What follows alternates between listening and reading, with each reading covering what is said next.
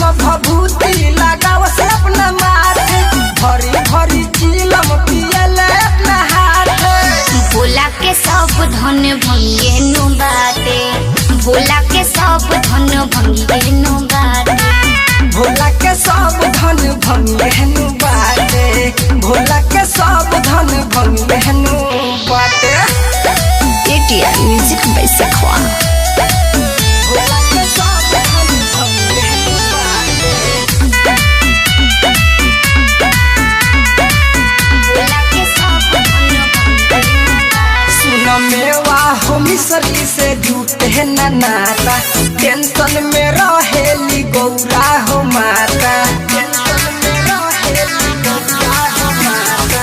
नौसे में रहेले बाबा हो ऐसा बनावा में लागेला ना मन भूले दानी के भावनावा में। भूत परत सब रहेला साथ, भंगिया में कौन विटामिन हो बाटे।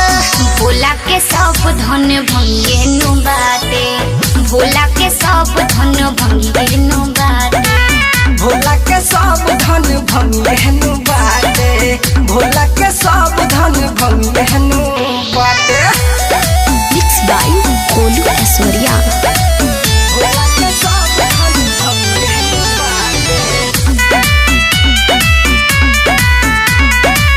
भोला के सब धन भंगे नु बाटे। बाबा इहे भोला त्रिपुरारी कहाले, गंगा के पानी से रोजो नहाले, गंगा के पानी से रोजो नहाले। अंधी पकेला जल ढारेला घरवा में, गुल्लू में सवरिया भी जाले हो नगरवा में। देखिए के नग फुफुकारी हो छात, देवी की सुमोहन जल ढाराइल साथ। भोला के सब धन भंगे नु बाटे, भोला के सब धन भंगे नु बाटे, भोला के सब धन भंगे नु बाटे, भोला के सब धन भंगे नु बाटे। Recording by ADR Music by Sakfa.